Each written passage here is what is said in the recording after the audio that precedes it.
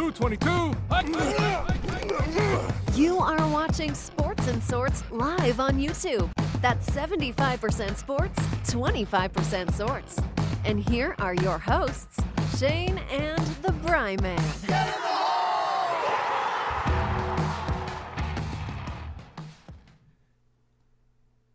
Yeah, baby, we are back. It is Monday. And we are going to come back here. We're talking a little bit of NFL today, getting into week 13. What happened? What had happened was, and we're also going to get into week 14, give our picks for this coming week. And unfortunately for the Bry Man, he did not gain any traction last week. In fact, lost some, right? You lost a little bit of ground. But we will get into that in a few seconds. We'll also briefly touch on the MLB. There's a little bit of a lockout going on right now, which is always freaking stupid. But, I mean, it just happens. It seems like it happens too often. Like a lockout shouldn't have happened this often in my lifetime. It's ridiculous. You would think they would have learned from the lessons of 1994, but we'll see. I mean, listen, as long as it doesn't interrupt the season itself, I suppose in the grand scheme, it will be very quickly forgotten. But it's, after that, I mean, again, you're going back now a quarter of a century here from the time we had a significant lockout. That was a bad one. It won't be that bad. Shocked if that happens. It should get resolved really quickly, but it's just. I think it will. It's dumb. It's just like, come on. It's dumb. Let's get the job done. Like, get to work early and get this thing completed before the lockout happens. Like, just come on. What's frustrating about it is the timing, because right now this is normally a very exciting time for Major League Baseball because you're entering the free agency period. And now so you had those quick signings before the CBA expired, and now you have to wait until after the new collective bargaining agreement is agreed upon. And for the Yankees, start signing again. They have not done anything yet. So Right. The Yankees have done nothing. And so they let Seager go. I doubt they were even given the number of that contract, although that number didn't surprise me at all. It's exactly actually what I thought it would be. And I guess I'm more surprised by the Rangers being aggressive, but as they are, like, I mean, it's like the Rangers are going for it, and yet still there's some significant deficiencies with that team, especially in their starting pitching. Mm-hmm. They do not have any starting pitching. We'll get into that in a few. Yeah, but I do want to get into that. But what we're also going to talk about, we have the wheel with the wheel of destiny, where we are going to pick a director to recast and reshoot a movie. And it has to be a classic movie. Now it can be like a cult classic movie. It just has to be one of those movies that at least some like era has an attachment to, and would be kind of maybe a little amped up to see it either rebooted or a little angry to see it rebooted. Well, I may have gone off the rails a little bit then, because mine is somewhat, I wouldn't call it obscure, but unless you're a fan of the original director, you might not have familiarity with the movie. But it is a movie I have talked about quite a bit on the show, and it's a fun plot movie. It's a movie that would actually it would be really fun to see it done in the modern era, because the plot and the storyline are so unique. Interesting. All right. I'm interested to see what you have to say. Mine is definitely a cult classic movie. It's a movie that we haven't talked about a ton, but we definitely have mentioned from time to time. And it is just a classic. Classic 80s hero. At least the guy who plays it definitely had his time to shine, has made his reemergence over the course of the last 10 years or so. But I am really looking forward to that as well. So let's get into, right out the gate, let's get into the NFL, because we want to get into the NFL first, because we have to briefly recap the NFL. Oh yeah, kick that football into the uprights. Let's go. All right. So, NFL, week 13. The Bry Man did not do very good. No. Oh man, where did my stuff go? Everything disappeared on my screen. It's just not my season this year. I'm just not picking them the way I used to. Yeah, it is. Well, I mean, this is a tough go. I'm not going to lie to you. You had a tough run here. So last week, let's dive back in. Last week we had Monday Night Football, Seattle versus Washington. You picked the Seahawks. I picked Washington. I picked 21-17. You had 22-16 Seahawks. Washington won narrowly. I think it was like 17-15 or something ridiculous like that. Very close game, but the Washington football team definitely come out with the win. So I got that one there. And then Thursday Night Football was Dallas versus the Saints. So the Cowboys Saints, we both had the Cowboys winning. It was a little bit, I would say probably a little closer than we had, but still Cowboys kind of handily won that game. Saints are bad. Then we had Sunday Night Football, which was the Broncos versus the Chiefs. And we both had the Chiefs winning 27-18. You had 28-17. It was pretty close to that. I think it was like 22-10 or something. Anyway, it was pretty 9. Yeah, it was pretty easy. Not a pretty easy win for the Chiefs because they're still not clicking on all cylinders. No, but they're not. But they had a pick 6 late in the game to make it. Yeah, but it is still their game. They won that game pretty easily. It doesn't. They did. They're still not clicking on all cylinders, which is the disappointing part. Mahomes is still not right. He's still not 100. It always makes you wonder, like, is he hiding an injury or something, or like? I don't think so. I don't think so either. Not the way he's moving and everything, but we don't know. I feel like he's trying to do too much. It could be a case of having the same players on the team for a long time, and never really having that running game. It's kind of Edwards-Helaire is kind of emerging, but it's still no, I don't know. Something is a little off with him. I don't know what it is. Yeah. I mean, it's still good enough for them to win games. They're still 8-4. Yeah. But they're not. You're not convinced that they could. Now, I would say it's tough for them. It would be one of those games where, like, if they were playing against like a team like the Bills or like, even like another high flying, like even the Bucks and stuff like that, like somebody that can put up a lot of points, you'd be nervous that they could actually put up 38. Yeah. Like they would have a hard time doing that against like the Rams or something like that. Like I'm just more convinced the team could go into Arrowhead and win a game now. Whereas if you would ask me that a year or two ago, I said, no, there's no way you're going into Arrowhead and winning a big game. Now I think that's very possible. I could actually, a healthy Titans team, I could see doing it with Derrick Henry and all their wide receivers healthy. I could see them going right in there and actually rolling that team. And he's coming back. He's coming back in a couple weeks, right? Yes. Yep.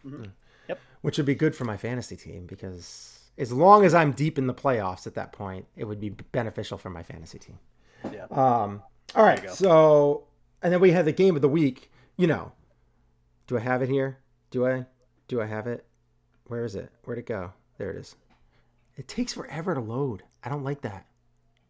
So I have to like. Thanks for not saying anything. Yeah. What did he say?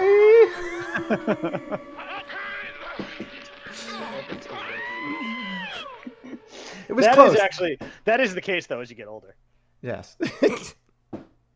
Here, I got it for you. Ready?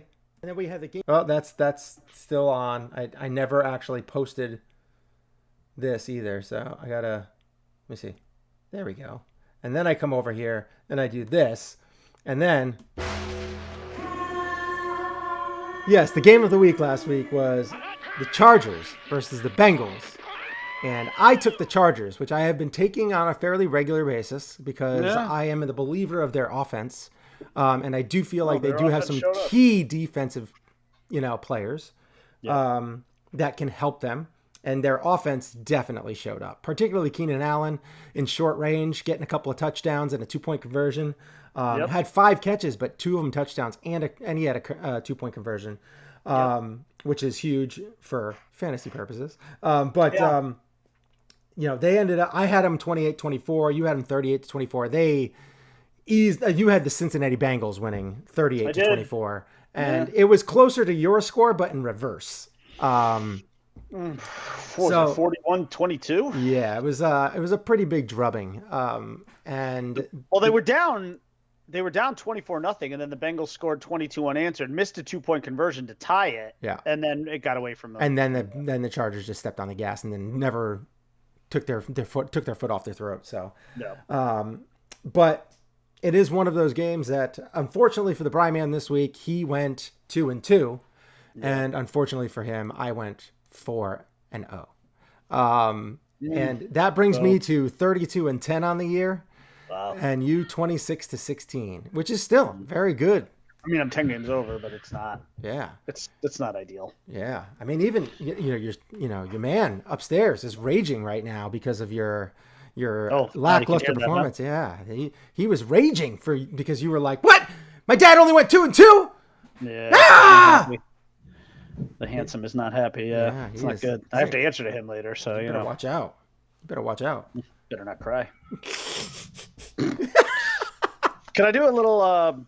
Can I just do a quick segment of Tua talk before we even jump into next week's? Yeah. I wish I had something like Tua talk. Yeah. Yeah. Right. Here we go. This is what it. Tua talk with the Bry Man. Yeah. So yeah, that's a good one with the glass breaking. I'll keep it quick too. I just think I again the league-wide hatred, media, national media, players, the league-wide hatred of Tua Tagovailoa continues to vex me. to quote Commodus, I'm terribly vexed. Mm-hmm. I just don't understand it. I it's so bizarre to me. The guy has done nothing but play well and get better game by game, and yet there is still this very bizarre dislike of him around the league. It's in the national media a lot. Players criticize him even after they lose to him. A couple of case in points this weekend. Prior to the Thursday night football game, Chris Sims, who I have absolutely zero respect for. I have a great deal of respect for his father, but Chris Sims is he's a rolling dumpster fire. He's if you watch him and Florio, which is just an absolute national embarrassment, the two of them together. But Sims, very oddly this week, prior to the Thursday night football game, was talking about Taysom Hill. And completely, and when I tell you completely out of context, brought Tua into the conversation. He said Taysom Hill, this was, by the way, prior to Taysom Hill throwing 4 interceptions against the Cowboys. He said Taysom Hill was every bit as accurate as Tua. And he doubled down on it and was he looked mad about it. And he actually was mad because he was telling people, shut up. You don't know what you're talking about. Right. You got to see the clip. It's really weird. He had lost a bet or something. And somebody was like, you got to go out there and say this. It was just so strange, but it was so out of context. Because I looked at the clip. And so I had asked some people on Twitter, I'm like, was there more to this clip? Did he bring up Tua's name before this? And everybody was like, no, this was just what he said. And Tua's name just came into it. It was why? Why are you even dragging? First of all, Taysom Hill is not as accurate as Tua. Just the numbers bear that. Just look at the numbers. Look at the accuracy numbers for the two of them. It's not accurate. Also, Taysom Hill does not throw the ball that much. So actually, I would expect his accuracy numbers to probably be on par because he's maybe thrown a tenth of the amount of passes that Tua has thrown. Tua's a full-time quarterback. Taysom Hill prior to this week was not. Oh, and by the way, so how'd that work out for you, Chris? He went out there, Taysom Hill threw 2 touchdowns and 4 picks. What did Tua do this weekend? The usual 240 yards, couple touchdowns, led his team to another win, 5th in a row, blah, blah, blah. It's just bizarre. And then after this week's loss, this is another bizarre trend with the Tua hate family.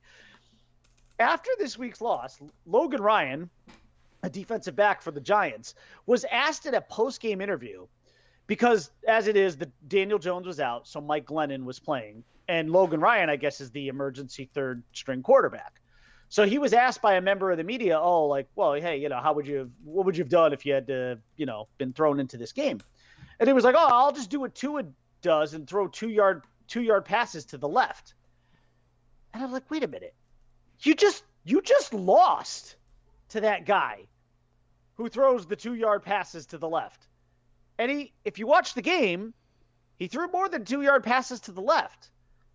Tua was extremely efficient. Again, right now over these past 5 games, he's hovering somewhere in the 80% completion range. And again, a lot of the casuals will tell you, well, he's just doing 5-yard dump-offs. That's actually also not true. Take a look at some of the passes. They're not all 5-yard dump-offs. Also, if you had an offensive line like him, you'd have to get rid of the ball that quickly too.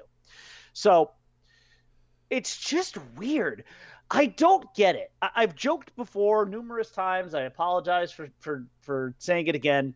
But this kid has either slept with a lot of people's daughters or a lot of people's wives, because he has pissed off so many players and so many folks in the national media. And I don't understand why. He's about as wholesome a human being as you could possibly imagine. He's a good kid. He's a charitable guy. He's, philanthropic. I mean, he never says anything wrong. He says all the right things. He's extremely focused. He's very mild-mannered. He doesn't react to any of this shit the way that Dolphins Twitter does. He's Clark Kent. Maybe not full-on Superman yet, but he's definitely Clark Kent in terms of the way he handles himself. I just don't understand. I don't understand why there is so much hate for this young man. What exactly has he done to deserve any of it? I'm not rhetorically asking the question. I want to fucking know. Why is he hated? And that's this week's edition of Tua Talk. I don't know who it's brought to you by yet, but we'll figure something out. Brought to you by the Angry Bryman. Tua Talk. For now, until we get a sponsor. Tua Talk. And then,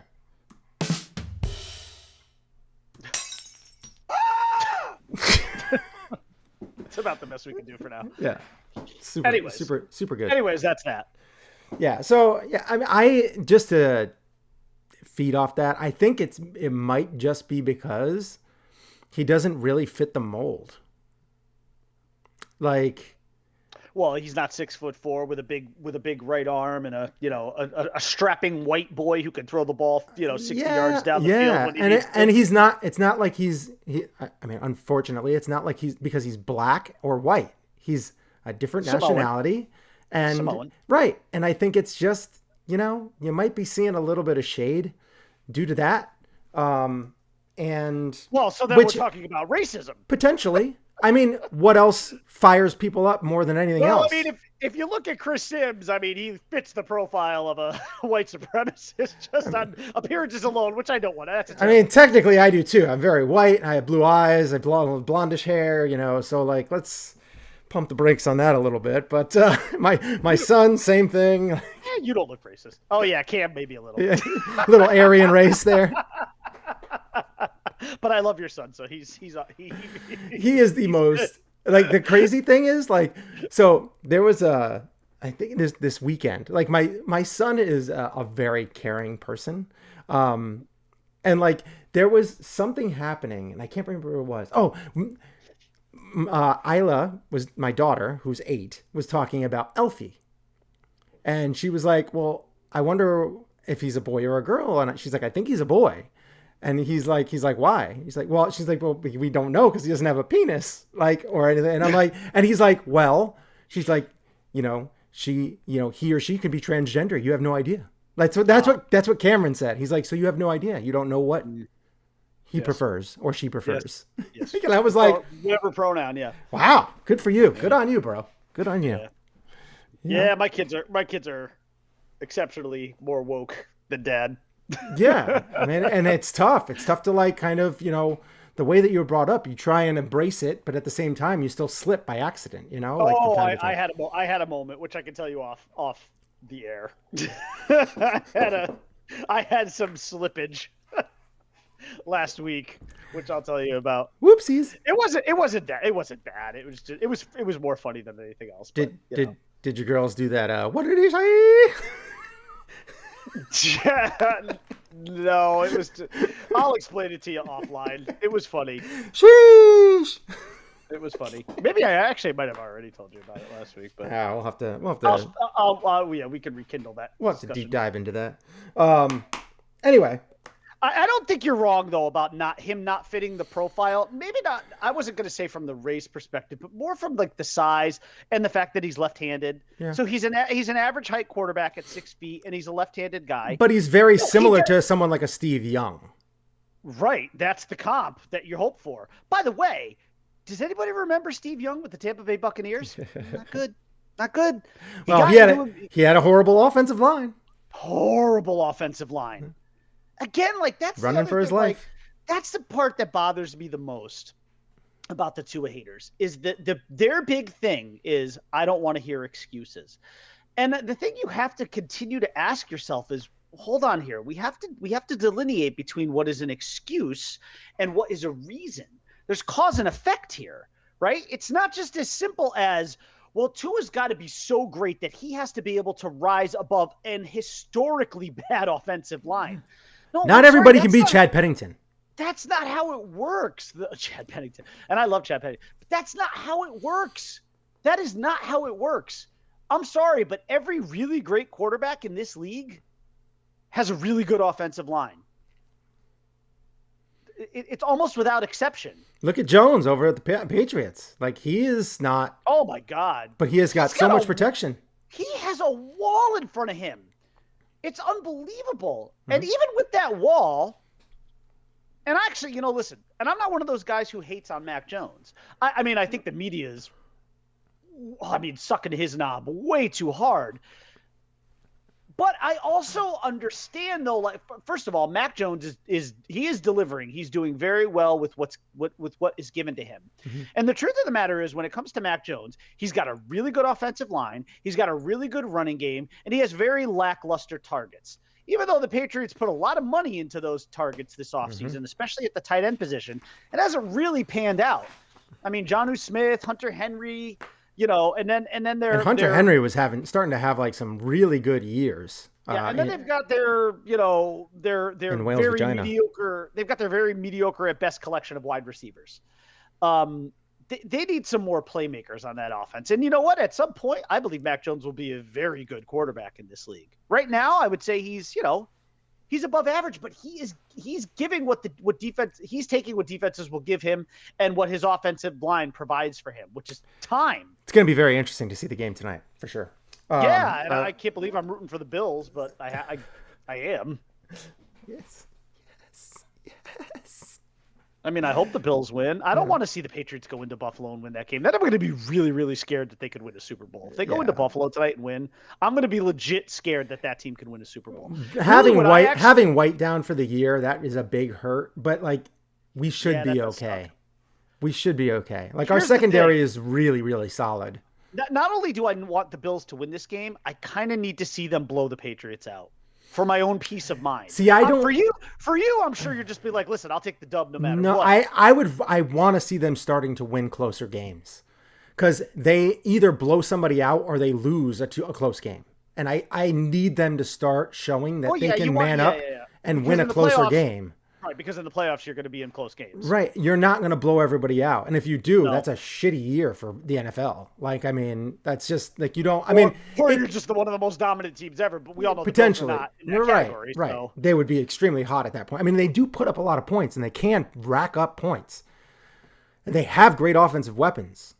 They do, but I need them to start. And these are two defenses that are very, especially pass defenses that are top in the league. Good. Yes. So I need Josh Allen. Should not be a high-scoring game. Josh Allen should really needs to work on not making those dangerous throws, because he could end up having 3 picks by the half if he starts making those stupid decisions. Again, for me, for my own peace of mind, just because I can't believe that the Patriots are actually really back after only suffering like one off year. I really need to see the Bills lay the wood to them tonight. I really need to, because I just can't. I can't deal with the Patriots being back that quick. Like that's just unfair. The league and its fans don't deserve that kind of horse shit. Right. So please, Buffalo, please kick the shit out of them tonight.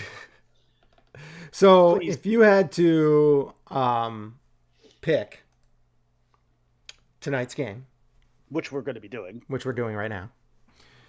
It's the Bills are 2.5. Actually, they got really raised up. Now they're 3-point favorites. They were 2.5 as of like an hour and a half ago.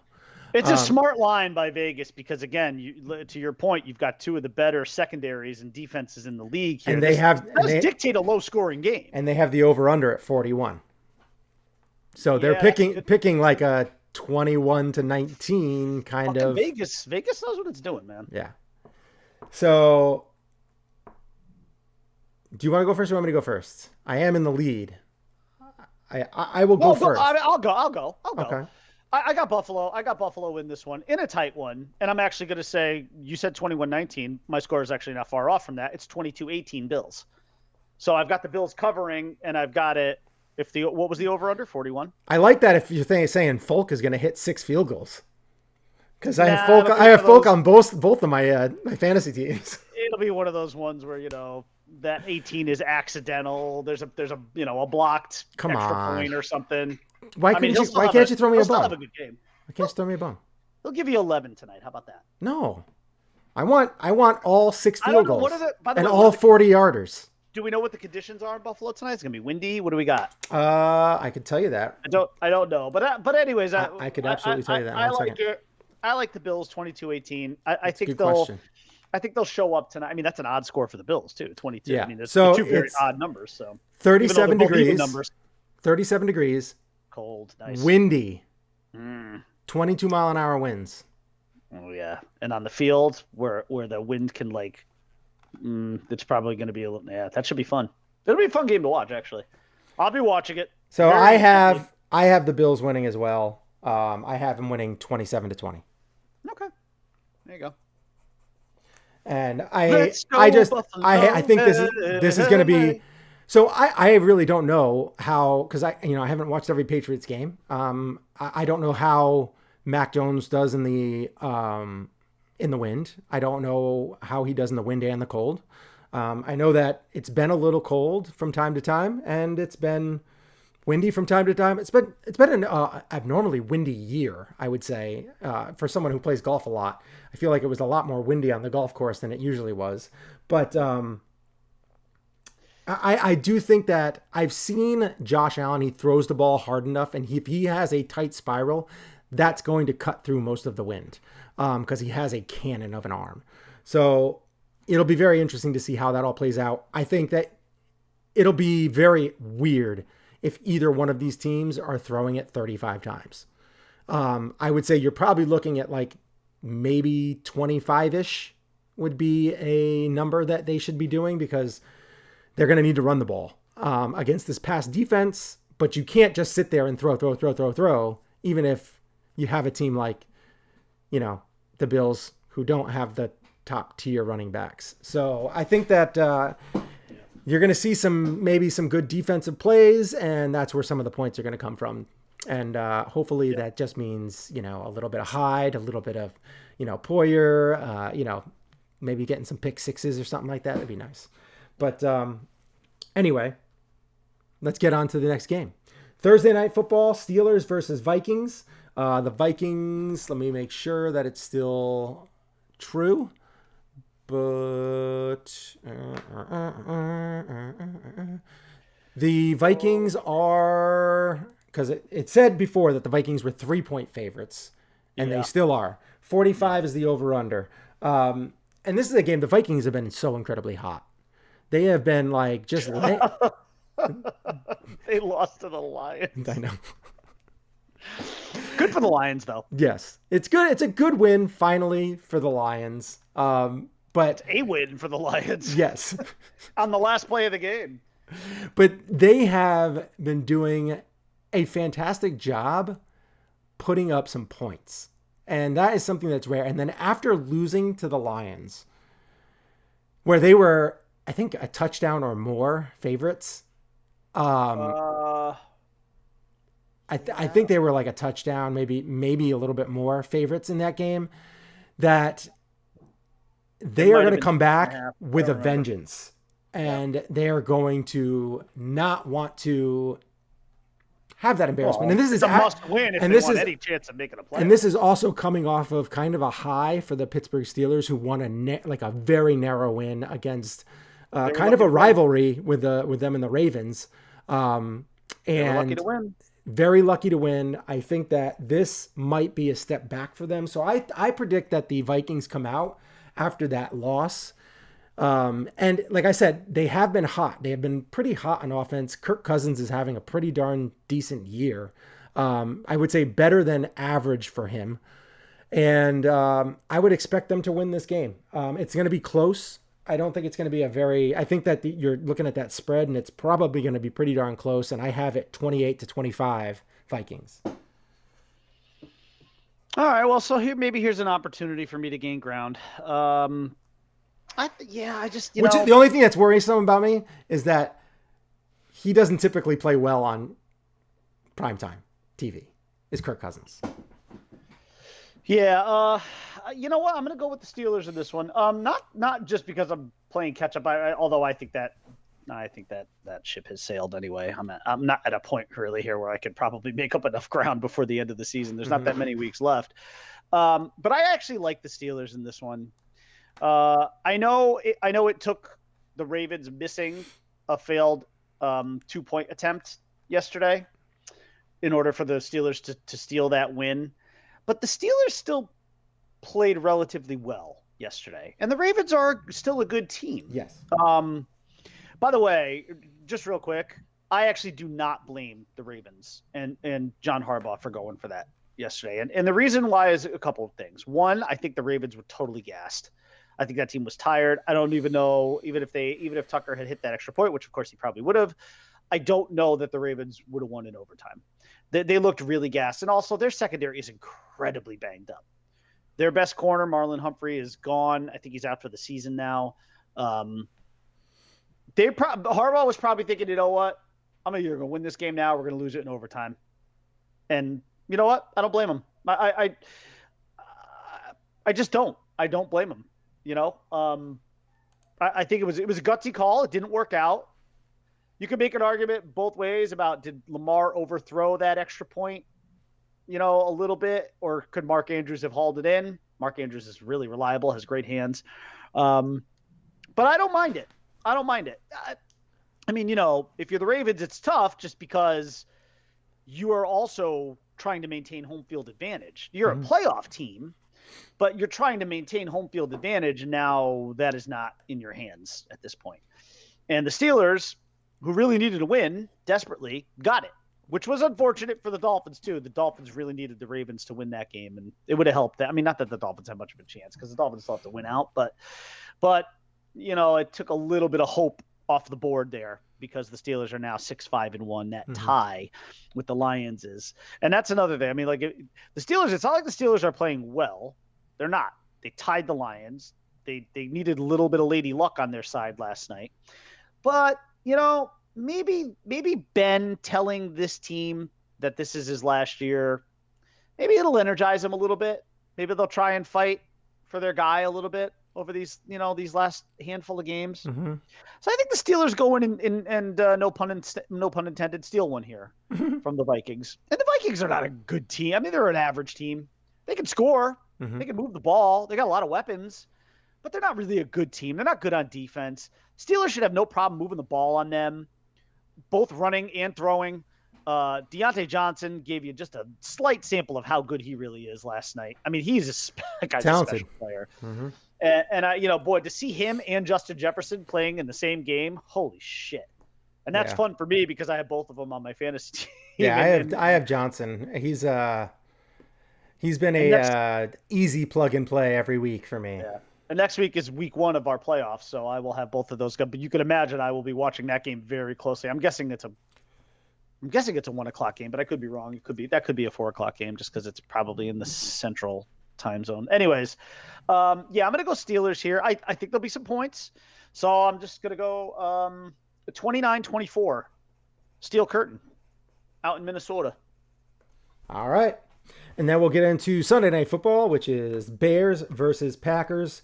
This is an easy one. 12.5 point favorites are the Packers. 44.5 is the over-under. I feel like this is going to be an easy over. I just would have to imagine that the Packers are going to score at least 28 points. And I would have to imagine that the Bears can at least put up like 17. You know, I would have to imagine that that would be a fairly easy thing because, yeah, the Bears aren't a very good team, but they do have some decent players. Like Montgomery is a good player. Yeah. I like the receiver there. What's his name? Mooney? I think that, yeah. He's good. I like him. So I have the Packers going in there and winning pretty easily. I feel like you might get a couple of garbage touchdowns for the Bears or something like that. But, you know, I feel like this game might be kind of out of hand by, I want to say early third quarter. And I'm going to have it 34-20. Holy shit. That was my score. 34-20. I was going to say 34-18, but I said 34-20. I changed it last second. 34-20 is mine. So we're the same. There's really nothing for me to add. If we have the same score, there's nothing for me to add. All right. So you have 34-20. Yeah. So I got like what? Maybe one shot to pick up a game this week if the Steelers can go into Minnesota. Oh, there's another. There's another one. Oh, our game of the week. Excuse me? You mean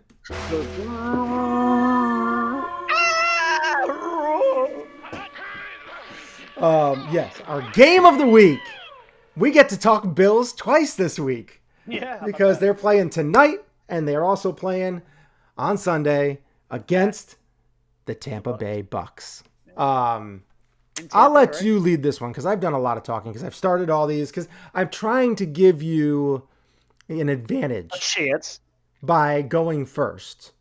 But I did that 3 out of the 4 games. So I'm going to let you go ahead and tackle this one. Should be a good game. This should be a really fun game. It is the game of the week, both on paper and in reality. These are two. Listen, this is a potential Super Bowl matchup. Let's not. The Bucks are 3-point favorites, and the over/under is 52.5. Okay, it's just a fun. This should be a fun game. It really should. I see points being put up. This is an absolute potential Super Bowl preview. At the moment, I'm just feeling the Bucks a little bit more. So I guess I'll even pick them to cover, but I've got 31-26 Tampa. It's going to be tight. It's going to be a tight game. I could see this really coming down to the wire.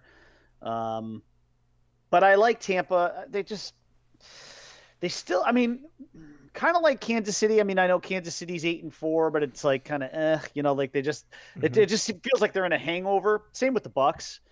But this is the time of year when Brady gets you. This is the time of year when he wakes up. It's December. The calendar and he's is very turned, familiar with the Bills. And yes, he is very familiar with the Bills. Maybe not exactly this team, but nonetheless, there's familiarity. That's a game where I think you're going to see Fournette go bananas too, because if there is a weakness to the Bills team, their run defense is a way to get to them, and then you can start to try and do a little Gronkowski.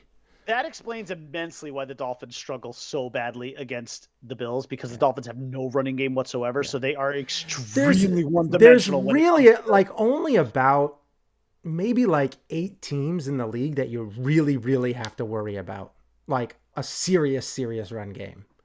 And that's not even because if you have one running back, you can kind of plan for that if you don't have a good passing game.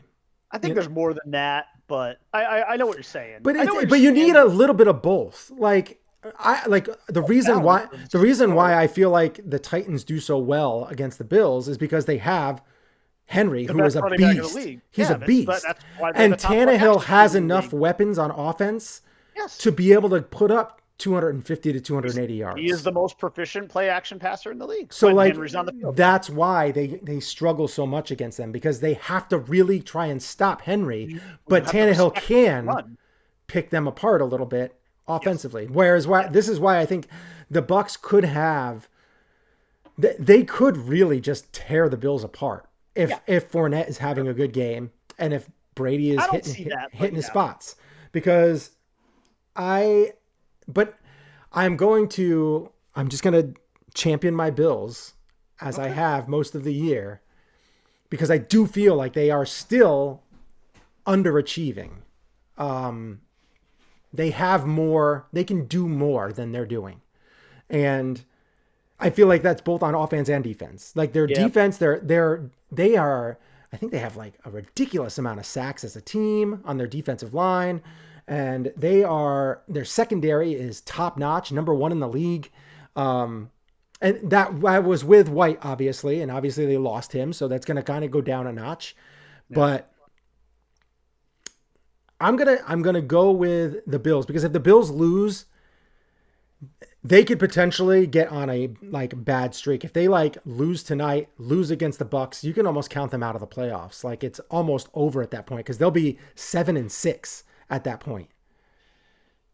Yeah, I see them splitting those games. They're too good. They're too good to lose. But they. So I'm saying Patriots, Bucs, Patriots. Like that could be a very quick downhill slope where they're a 500 team at that point. Oh, so they're at the Patriots then? Yeah. After the Bucs. Well, yeah, I believe it's I believe it's the Patriots twice. I mean, I could definitely see them going 1-2. I can't see them going 0-3, but I can see 1-2. Yeah, sure. Oh, sure. Yeah. So, and that even if they go 1-3, or they go 1-2, that's 8-6 at that point. Like that's you're not winning your division anymore. You have to fight for the wild card at that point. You're fighting for a wild card, yeah. So and you really a very possible scenario. Yeah, and they really need to win their division, because they can't have that. Yes, they really need to win that division. I agree. So especially the way the season started for them, where they just looked so great. I mean, well, they were just bombing teams. Yeah, they were, and somehow that's And then when the game gets close, they finish on the half-yard line. Can't quite put the game in the It's sad times. Anyway, Bills 30, Bucs 28. Okay, there you go. So all right, let's get into real quick. We're going to dive into the MLB, because the MLB is, we're not going to get into it a lot, but we need to talk about it. And it also basically dives into the state of the Yankees. Now, the Yankees have not done much, if anything.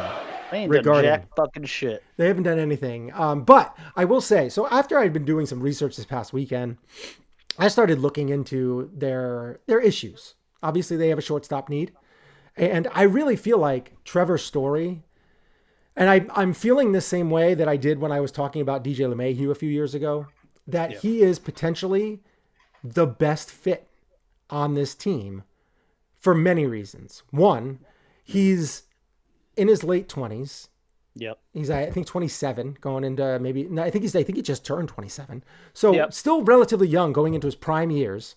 Yes. You have Volpe in the minors, who's their upcoming shortstop, Anthony Volpe or whatever his name is. Volpe, yeah. Yeah. He's going to be their upcoming shortstop. That's what they're hoping for. Now, he's only 20 years old.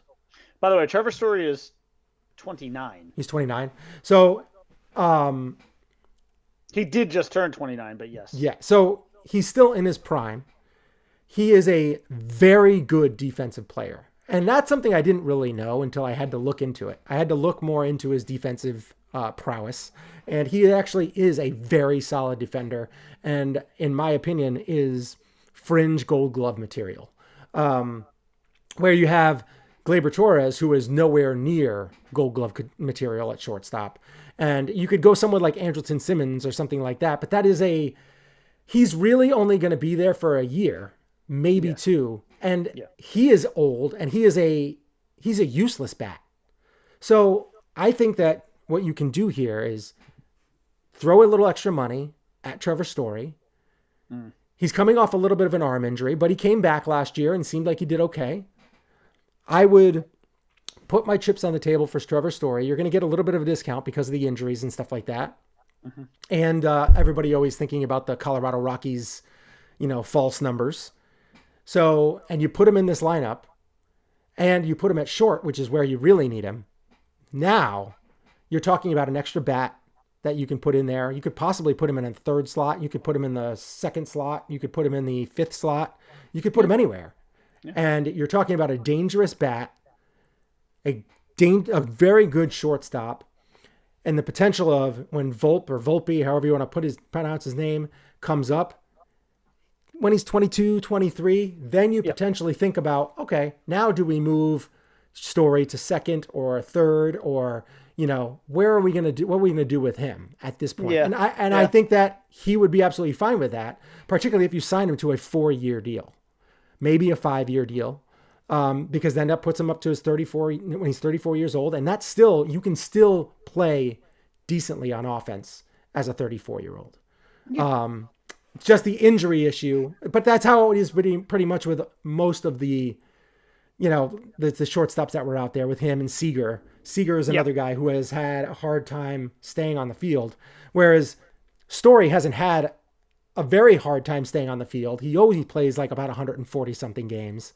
But I just feel like it's a perfect fit, and you can get him at a little bit of a discount, and that frees you up to be able to do something bigger, like maybe a Matt Olson or something like that. You're right. I mean, I wouldn't say there's much of a injury history with him at all. In 2016 was his rookie year, so he played 97 games. Right. But after that, it was 145, 157, 145, 59, but that's because there were only 60 games. Yeah. And then 142. Yep. So he's there's no injury history there. Right. Well, I mean, he's had some injuries that he's been battling over the last. But they're not. Right. But he was out for like. Keep him off the field. He was out for like 15 games this year. It wasn't very long. That's to me that's normal. Yeah. To be off for 15 games. But you just get a little nervous as you get older. The body breaks down faster, and. You know what surprises me about him? I did not know this about him. He's got some speed. He stole 20 bases this year. He'll give you 20 bags. It's like a 15. Jeter. Like a Jeter, 15 to 20. I mean, again, everything was skewed last year because there were only 60 games, but he led the league in stolen bases last year with 15. He's sneaky. He is a gritty and triples too. Gritty, good baseball player. Yeah, he is. No, I like the fit. I like the fit because if you really believe in Volpe, assuming that's how you pronounce his name, then yes, then I think you need more of a stopgap than you do a long-term solution. Because Seager would have been a long-term solution. Yeah, in theory. So. No, I like it, and I like Trevor Story. There's obviously a bit of, at least a very limited amount of history here with Yankees bringing over Rockies who have succeeded, so I don't have a problem with that either. Yeah. I think DJ would love having Trevor there. That's a great combo. Yeah. No matter where you put DJ, I mean, it adds a bat. It adds a bat. Like it adds, and granted, it's a right-handed bat, but it adds a bat to the lineup. And from a commitment standpoint, just in terms of dollars and years, it's half of what you would have had to have committed to Corey Seager. You're probably looking at like 100 to 150. I would say you're in that 5-year 100 to 20, 100 maybe, somewhere between 100 and 150. Yeah, that's where you're going to get him. And it's a shorter term deal, which is good.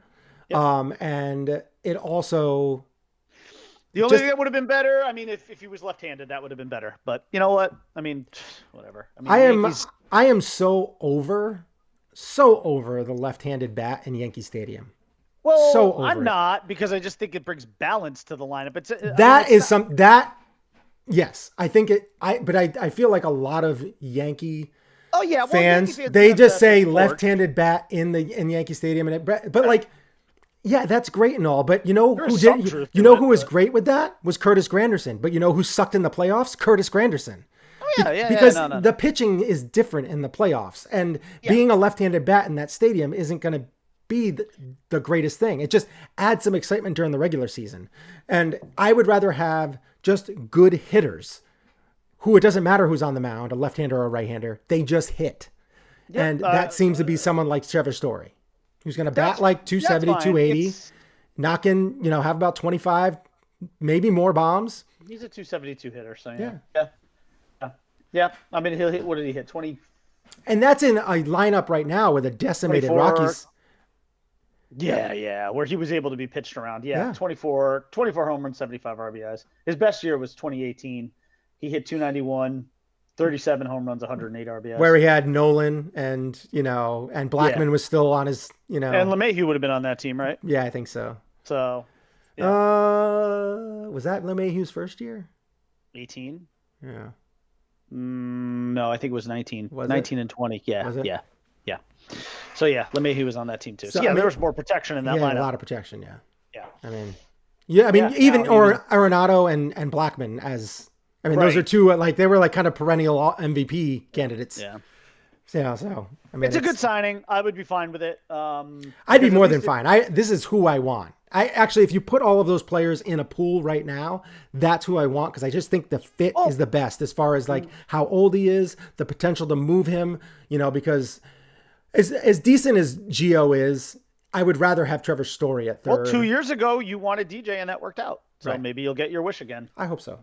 Maybe Santa will give you what you want yet again. Yeah, I hope so. I'd be fine with it. They got to fucking do something. You need, and he's gonna command around 20, 22 a year.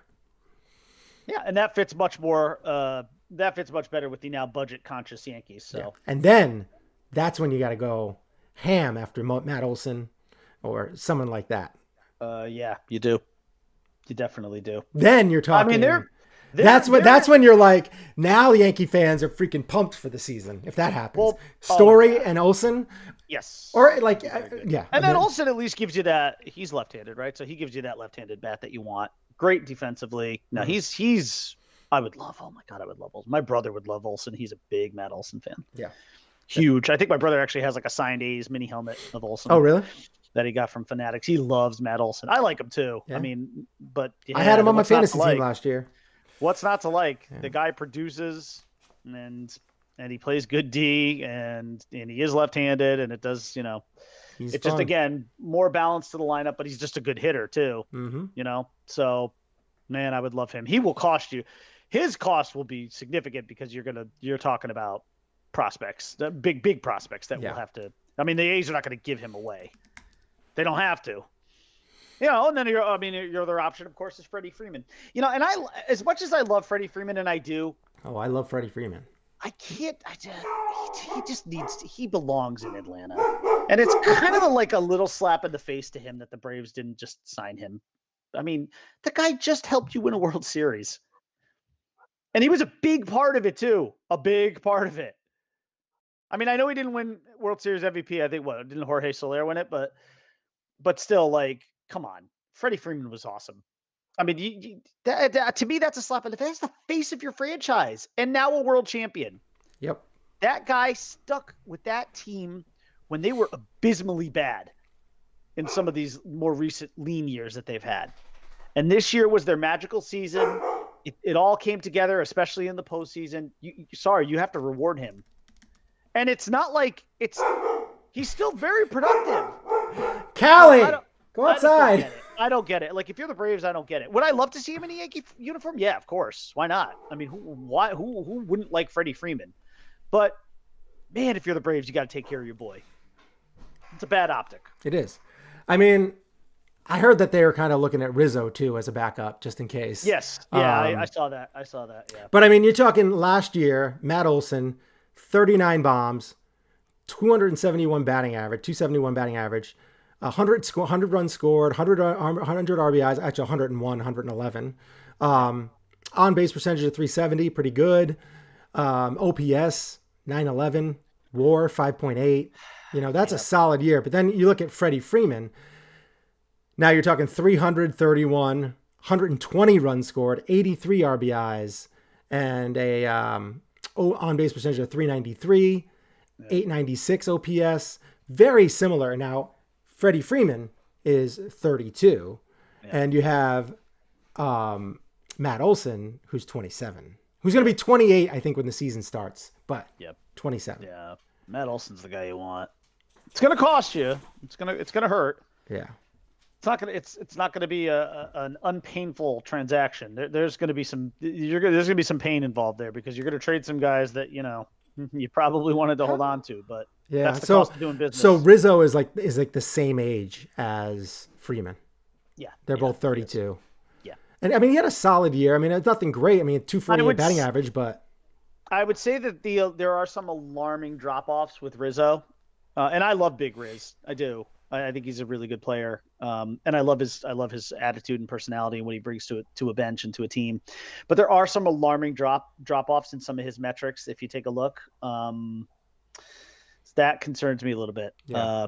He's still his batting average to on base percentage is still like 100 points. See, you're talking 248 to 344 for on base percentage. That's good. Even though Riz and Freeman are the same age, the cost for Rizzo probably fits more with the Yankee budget these days. Yeah. So because he's probably half the cost of Freeman in terms of years and dollars, might even be like less than half. Because Freeman's still looking at like a 6-year, $180 million deal. Yeah, which is ridiculous. Rizzo's not. Yeah, but but again, coming off the year he had, winning a champion, that's just the way it is. Rizzo, no. Oh, no, that's what I mean. I thought you were saying Rizzo. I was like, I thought you said Rizzo. That's Freeman. Yeah, I thought you said Rizzo. I was like, that's ridiculous. No, Freeman's going to be in that. See, he's going to. I don't care. He don't care that he's 32. He'll get a 5 or 6 year deal. 5 years is fine for him. 32, 150 to 180 million. Rizzo, you're looking at like 3 and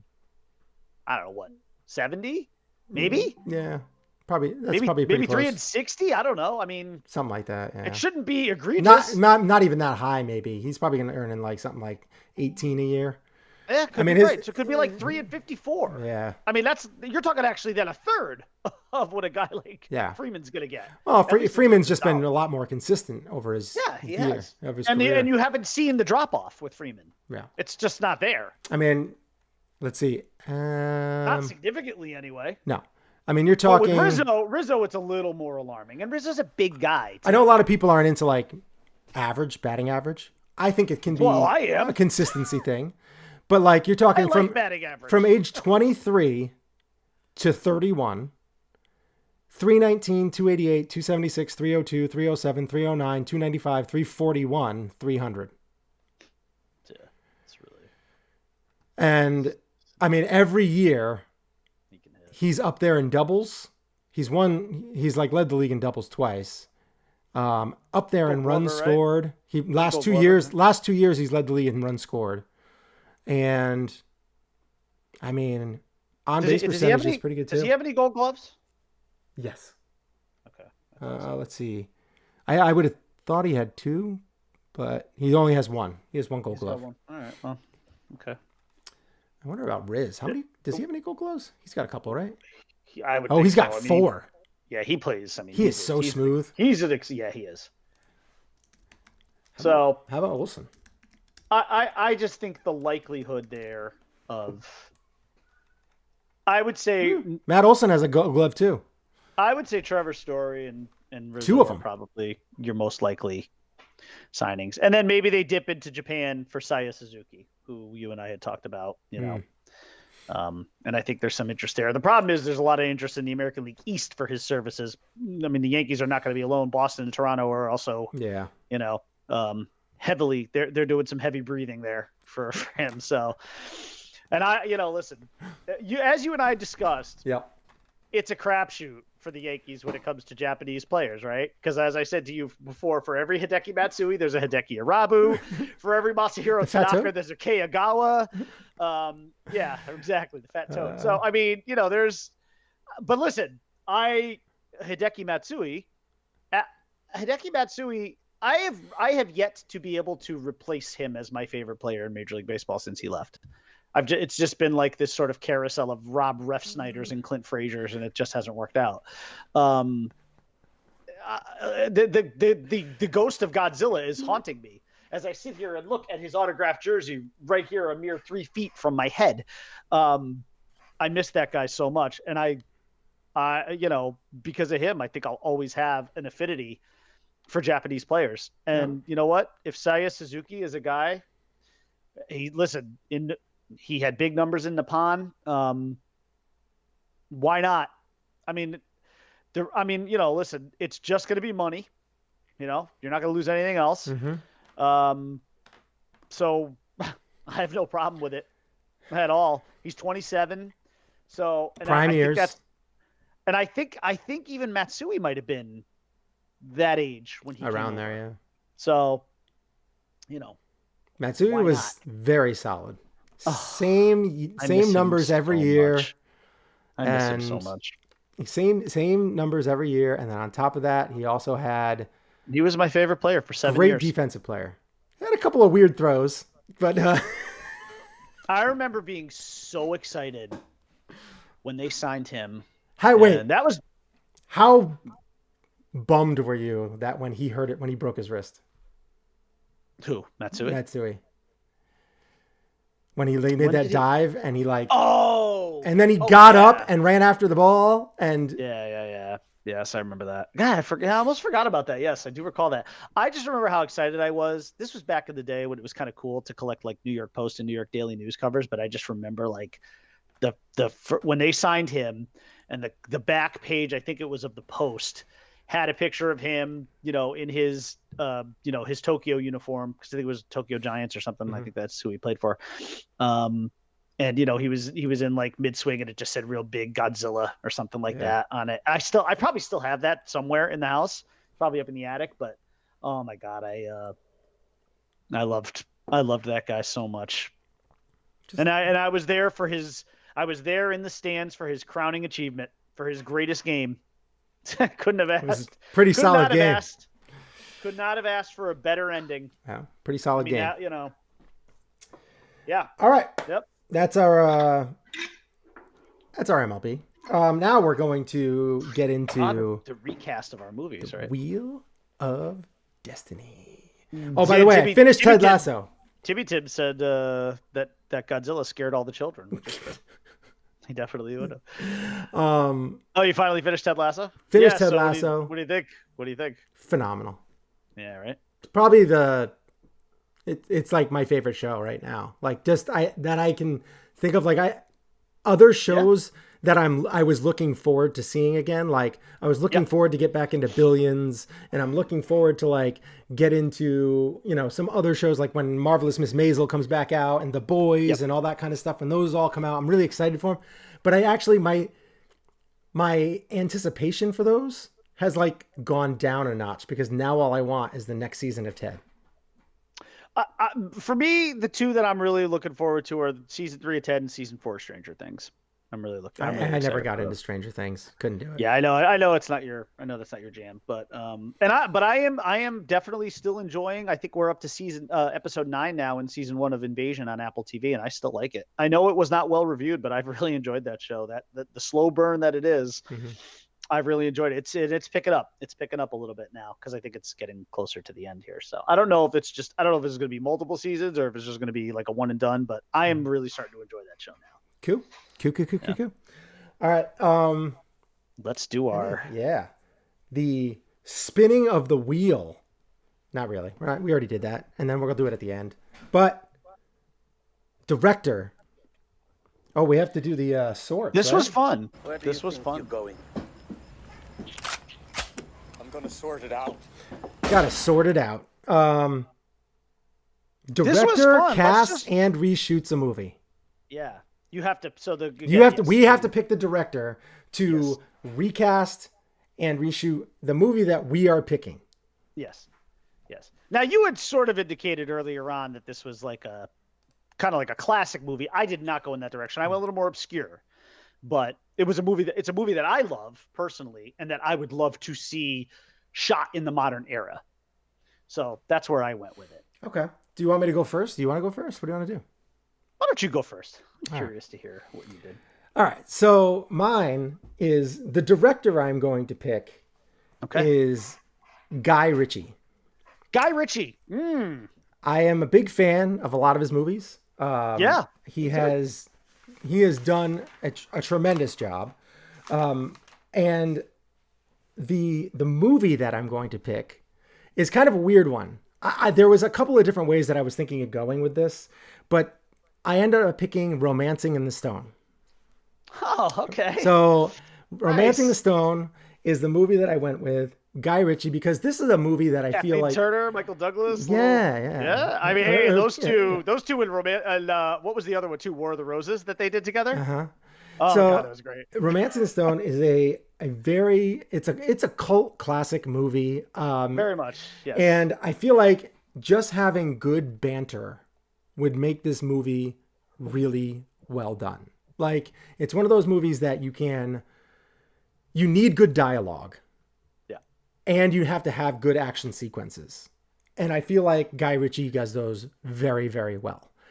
He relies on slow motion action sequences a little bit too often, but they still are fun to watch. And like, I mean, the movies that I like that he's done is like Sherlock. I love Sherlock Holmes with him and Robert Downey Jr. And obviously The Man from U.N.C.L.E. I think is a very underrated movie. I love that movie. I think it's tremendous. I wish it did better than it had. I still have not watched that, actually. I need to watch that. It is so much fun.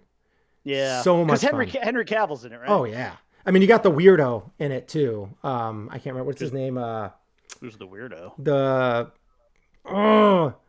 He played Zorro.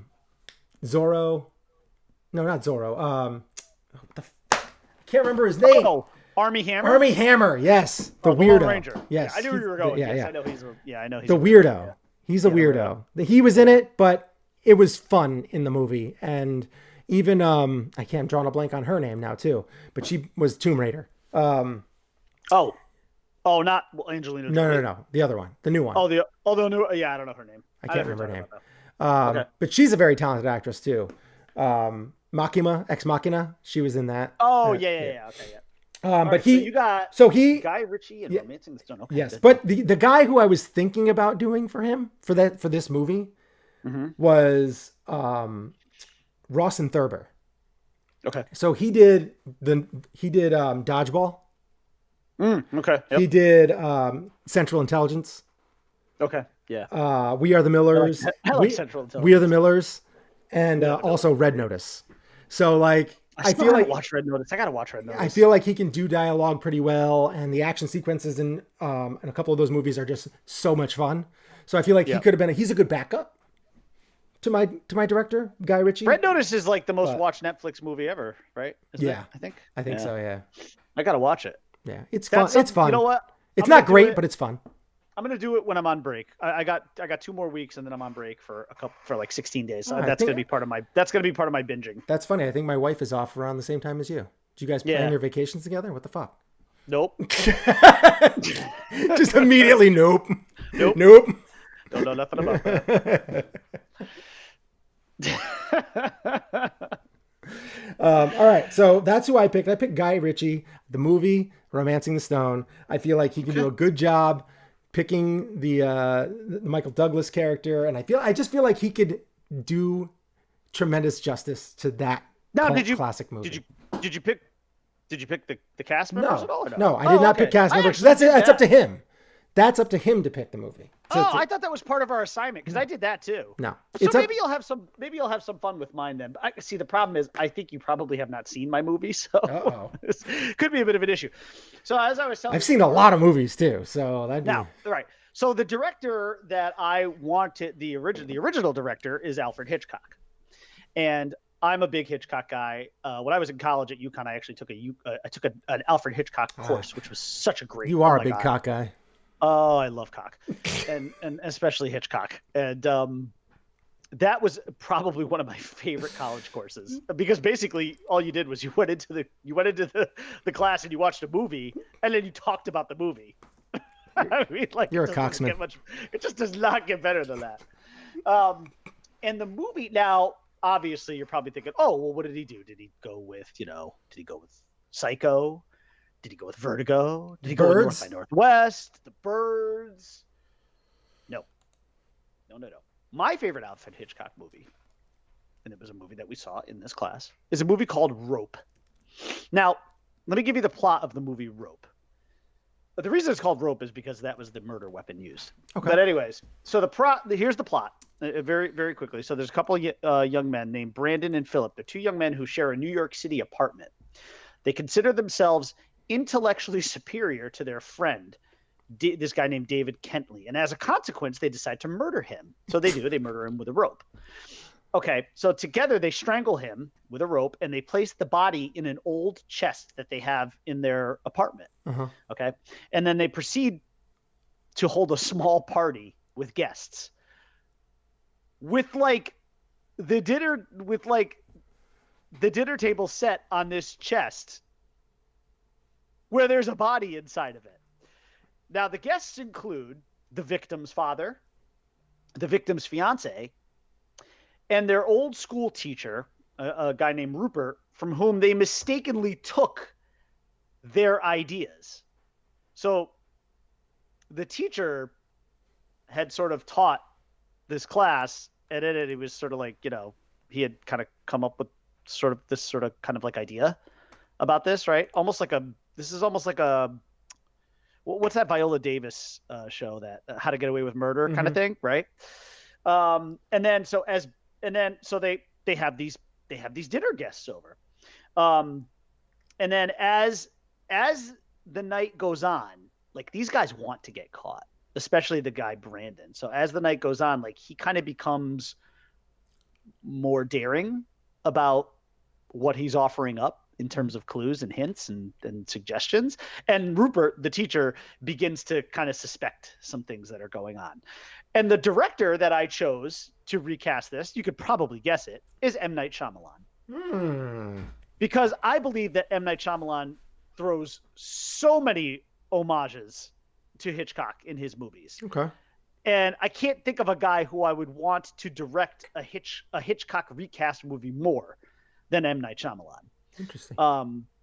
For the most part, I don't like the idea of Hitchcock movies being redone. We saw what happened when Vince Vaughn did Psycho. It just was unnecessary. And Vince Vaughn, this is nothing against him. He's a fine actor. I know you love him.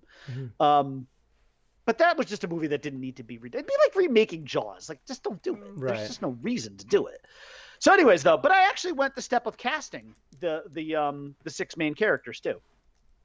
And there's some obvious humor in a little bit of this too. But so for the guys who you consider to be the 2 main protagonists, who are these guys, Brandon and Philip, who kill the guy David, I casted them as, so do you know who Timothy Chalamet is, right? Yeah. So I casted Timothy Chalamet because these are younger guys. Yeah. So I casted Timothy Chalamet as Philip, and as Brandon, I casted Joe Keery, who plays Steve in Stranger Things. They're both young. They both kind of look like they could be seedy, disturbed little murderers.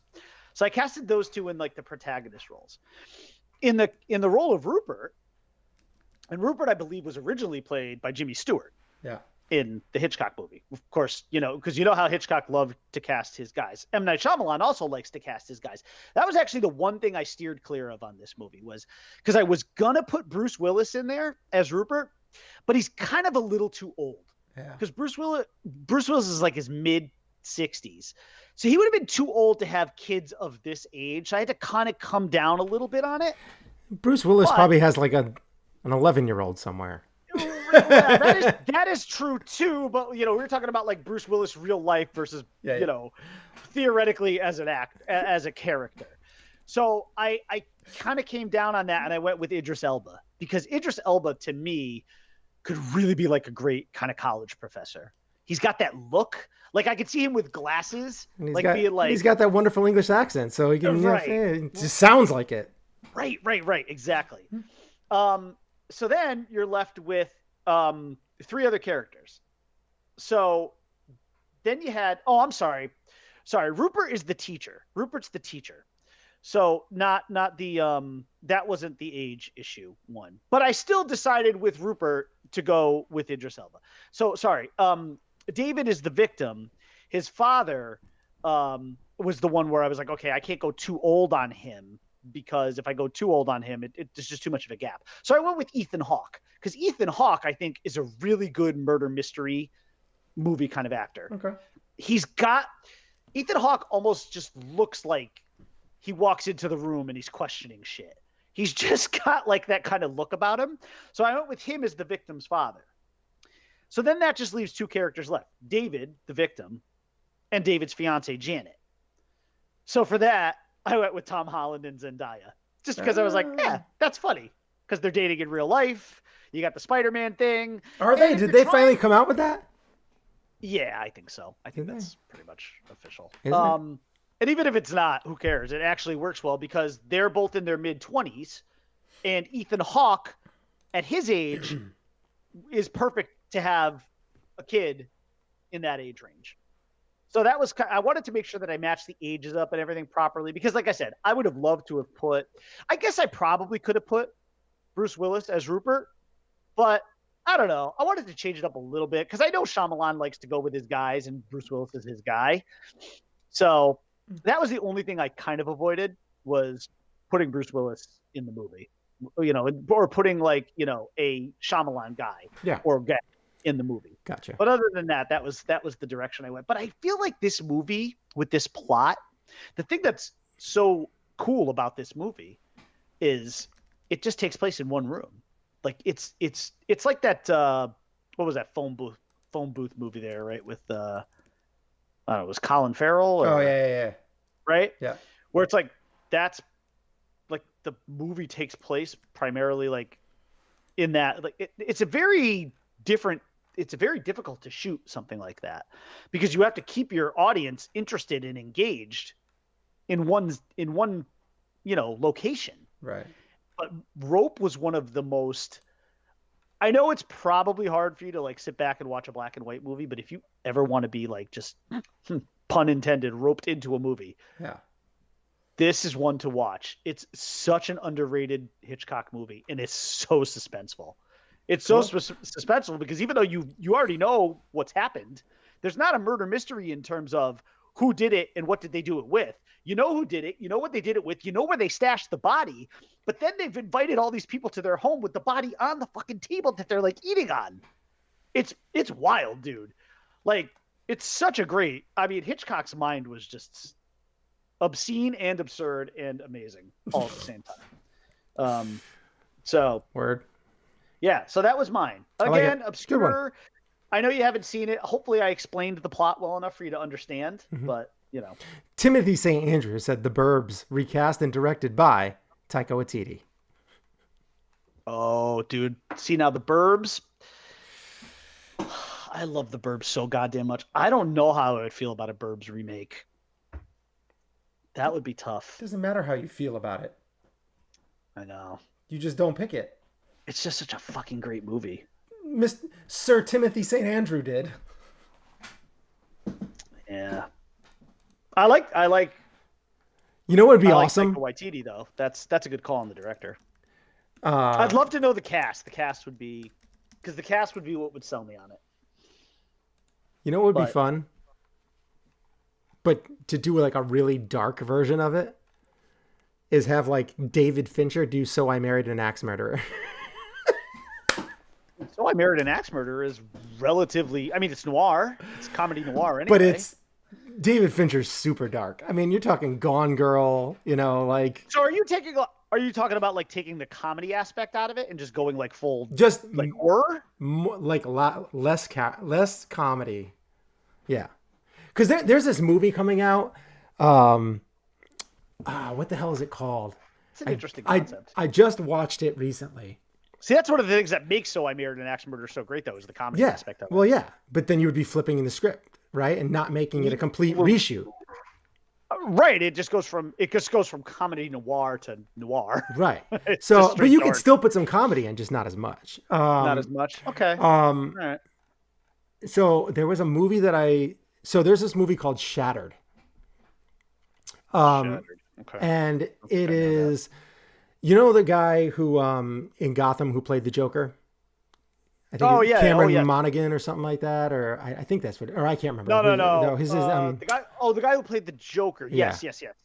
So I thought you were talking about the guy who played the Penguin, which was Robin Lord. Yeah, no. So he is in this movie, and it's very much like Misery. Oh, that's a good. Check out the trailer for Shattered. I think it's because he's a creepy looking dude too. That guy who played.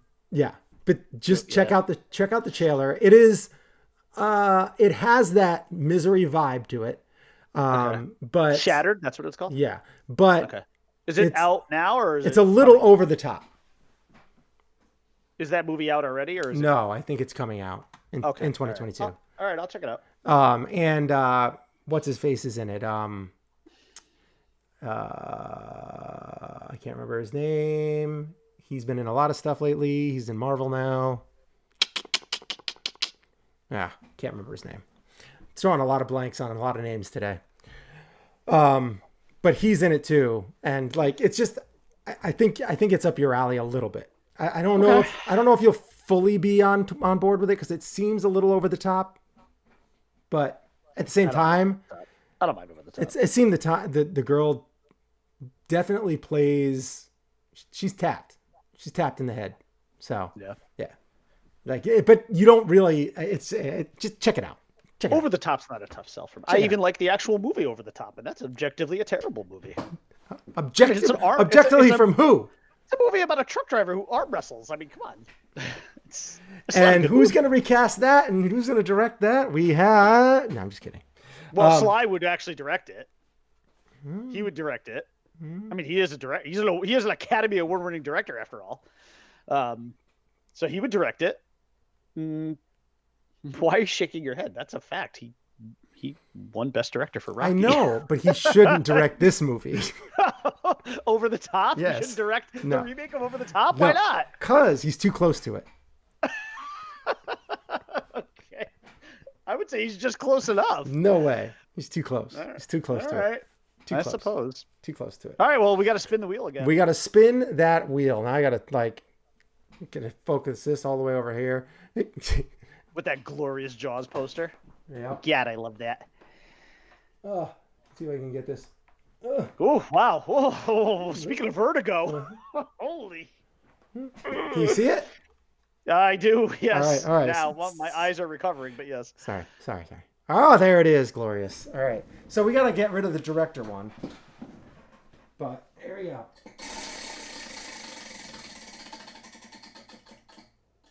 Oh, that's a good one. Is that OFN Will Ferrell movie? Yeah. Okay. Yeah. All right. Oh, okay, so that's Once Forever, Never. Oh, you know what I didn't do? Ferrell movie. I forgot to do it. Got to do it.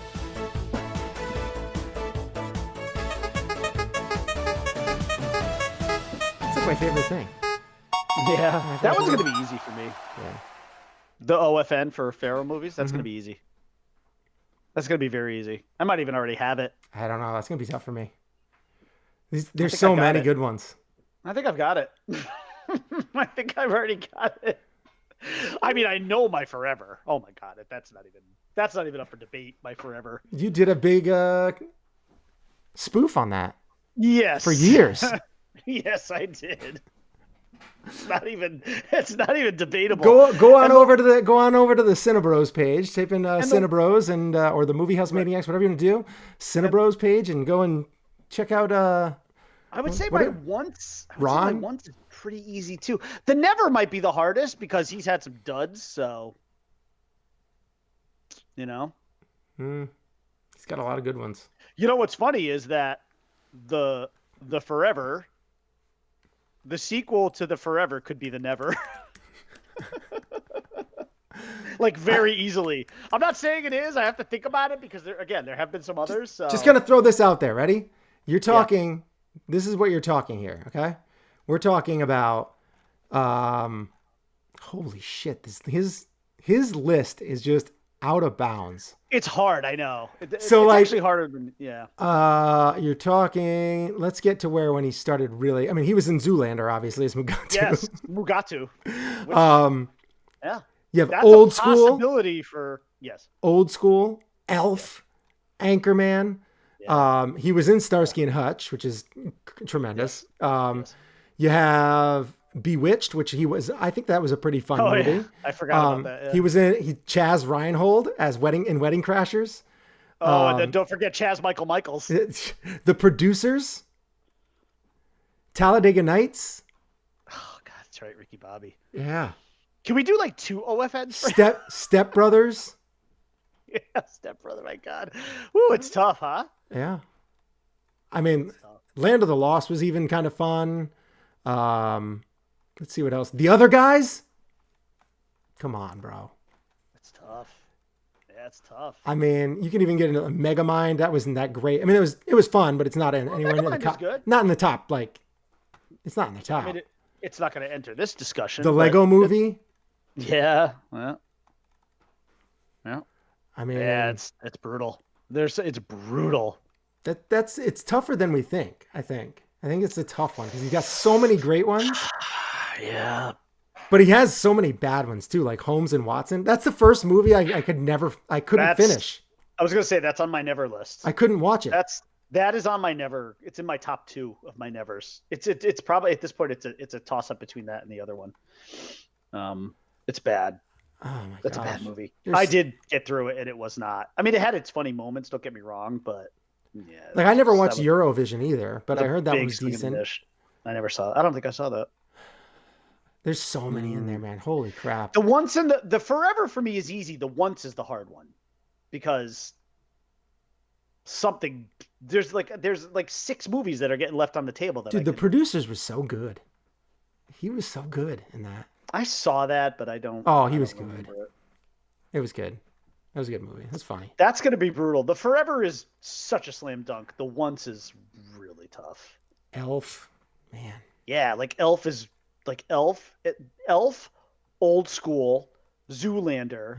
He was in Wedding Austin Crashers. Powers. Oh yeah, he was. But it's not like he starred in that. No. Night of the Roxbury. Come on. Yeah, Night at the Roxbury, Blades of Glory. I mean, there's a lot Steve of onces. Butabi. Yeah, there's a lot of onces there. It's so. I might have many. gotten a little too fired up for the Night of the Roxbury. There's too many. There's a lot there. I'm not sure what to do. That's brutal.